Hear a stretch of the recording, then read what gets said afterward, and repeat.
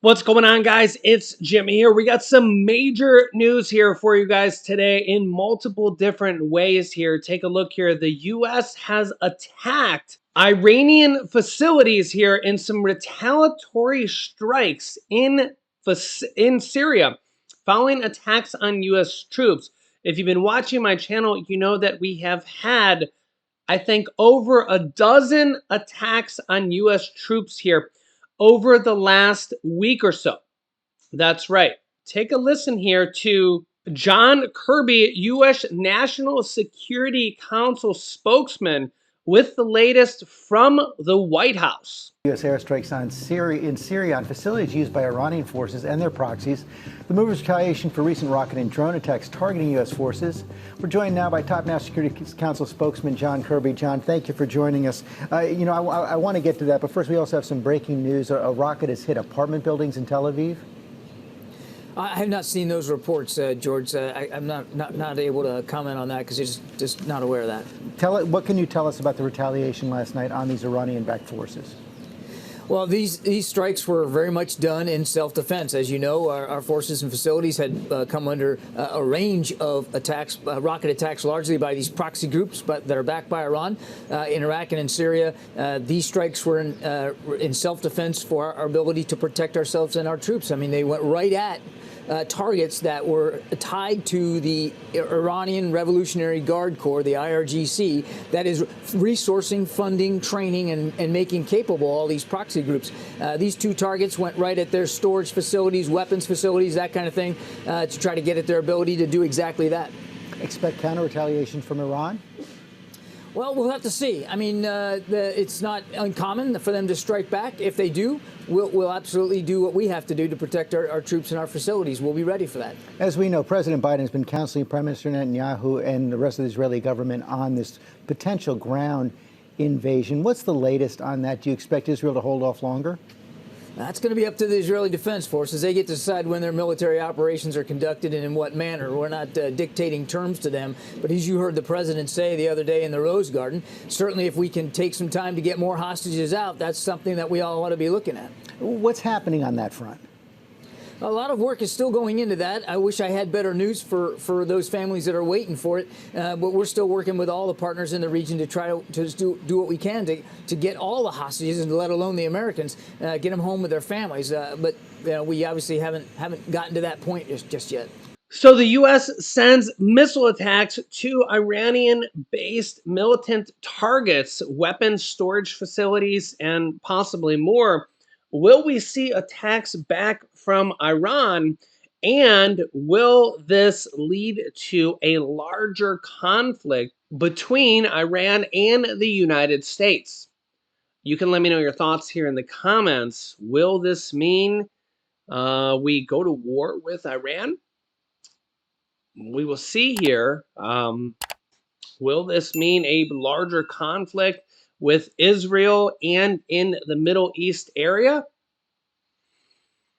Wow, it's definitely a concern as we're seeing war in the area, even more so here by the day. This comes as Israel has some ground incursions going now into Gaza, led by armored bulldozers and then tanks. You can see here Hamas commander killed in airstrike, and Israel launches a second brief incursion into Gaza overnight with ground troops supported by fighter jets and drones as the war against Hamas continues. IDF struck anti-tank missiles launch sites, command and control centers, and Hamas operatives, the IDF military said. These ground incursions come ahead of an expected invasion of Gaza in a war that has already cost more than 8,000 people on both sides in total. Wow. You almost want to go back and say only if October 7th hadn't happened, Hamas hadn't even done October 7th, imagine where we could be. Also, Hamas has claimed that 50 Israeli hostages have been killed in Gaza with no proof given. This is coming from the Jerusalem Post. Hamas has a history of reporting that hostages were killed in airstrikes after they had been executed by the terrorist group. You guys can let me know your thoughts here in the comment. This is history of previous stuff that has happened in previous years as well. You can see a sign here that says, "My heart has been kidnapped to Gaza," or "My loved one has been kidnapped to Gaza." Remember that these are real people that were literally taken by the terrorist group Hamas. Also here today, a major manhunt going on in Maine for the shooter of a mass shooting. If I covered every single mass shooting that happened here in the United States, it would probably just be a full-time show covering mass shootings. That's how many happen here, sadly, in the United States at this point. But most of them don't end up like this, with a manhunt like this. Take a look.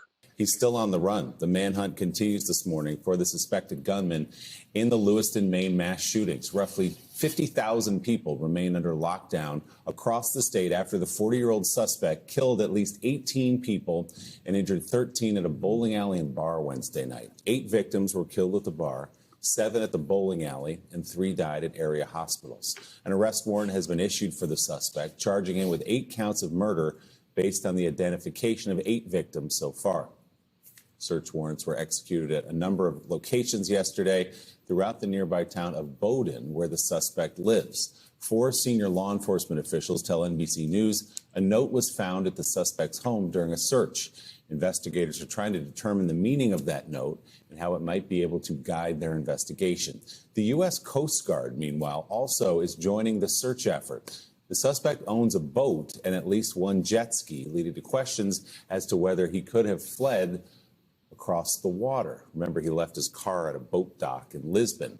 Investigators also are looking into whether a gun found in the suspect's car was the same one used in the shootings. The weapon is believed to be a sniper rifle purchased legally this year, according to officials. Law enforcement also looking into whether a female acquaintance of the suspect who frequented the bar may have been a reason the suspect targeted that location. Let's bring in NBC News correspondent Antonia Hilton. She joins us live from Lewiston. Antonia, what's the latest there? Hey, Willie. Well, thousands of people here in Lewiston, but we're hearing actually all throughout the state of Maine, have been hunkered down at home. Businesses closed, schools out for the second day in a row.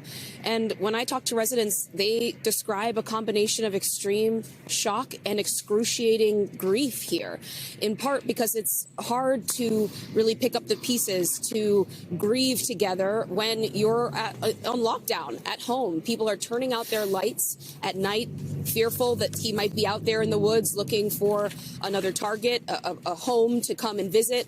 They've been locking up their barns, locking up their cars. And so the pain here is immense. I had a conversation with one resident yesterday who was actually here at the medical center. This is the primary center where victims have been treated. 3 people are still in critical condition. Behind me here, 3 people passed away here. And this resident, a woman named Cynthia Hunter, was here outside of the emergency room watching as minutes after 7 p.m., after these shootings had unfolded, people started to arrive, and she saw both young people and adults coming in critical condition. And just to see that, you know, in a community where people don't even really lock their doors, where people have grown up here. You know, she is 64 years old, but has lived here her entire life, used to hang out at some of these spots when she was a teenager.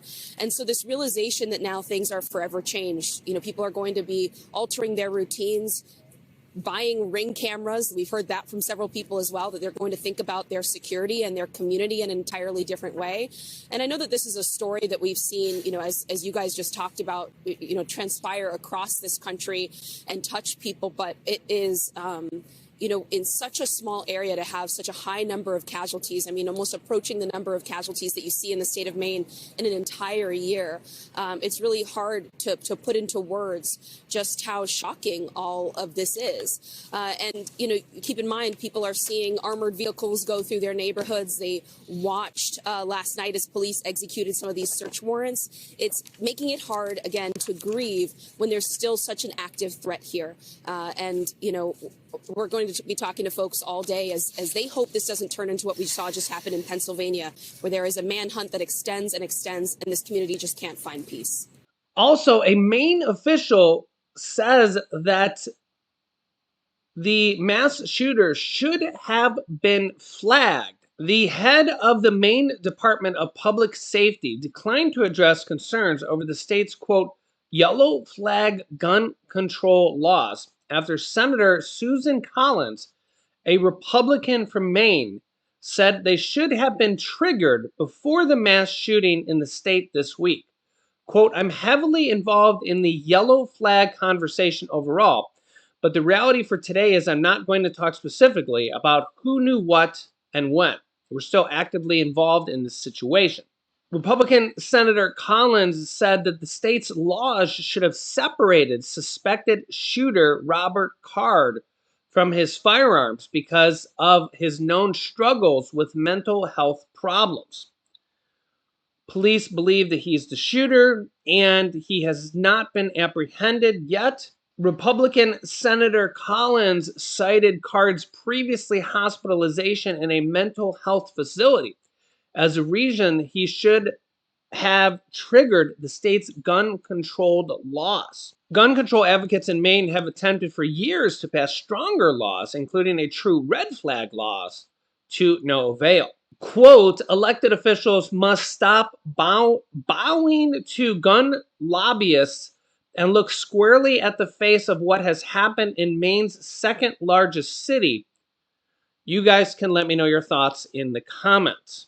Also, get this, a U.S. Defense Department official confirmed to ABC News that Robert Card was behaving erratically while deployed over the summer with his Army Reserve unit to Camp Smith Training Center in upstate New York to support summer training for West Point cadets. Leaders of the Army Reserve's 3rd Battalion, 304th Infantry Regiment informed garrison staff at the training site about his behavior. On July 17th, the defense official said, out of concern for his safety, the unit requested that law enforcement be contacted. So obviously whatever happened was severe enough that law enforcement be contacted with whatever happened. So think about this. It was obviously pretty severe. New York State police officers responded and transported Card to Keller Army Community Hospital at the U.S. Military Academy for medical evaluation, adding that they've also stationed armed troopers at the entrances to Camp Smith as a precaution to beef up the armed security. And this is where you have to wonder, should these yellow flag or red flag laws that are actually passed in states that have them but don't actually get enforced and lead to mass shootings like this, they are a failure of the system. And now we have 18 people dead, many more wounded. This is an actual failure of the system. You guys can let me know your thoughts here. I mean, these are people with mental health problems. That he was an army, in the army, an army official who was literally taken to a mental health facility while during training. They were concerned for his safety and their safety, and yet still had major weapons, sniper rifles and assault rifle style weapons. We all know what those are, and yet this guy's now a killer, allegedly, until we find out the full details. So let me know your thoughts here in the comments.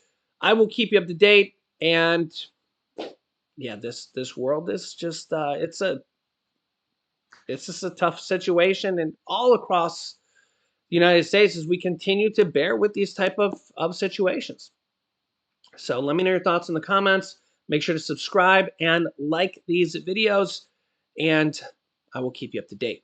Click here to see what millions are unprepared for next in the US, or watch my newest video next. Thanks for watching, and I'll see you in the next video.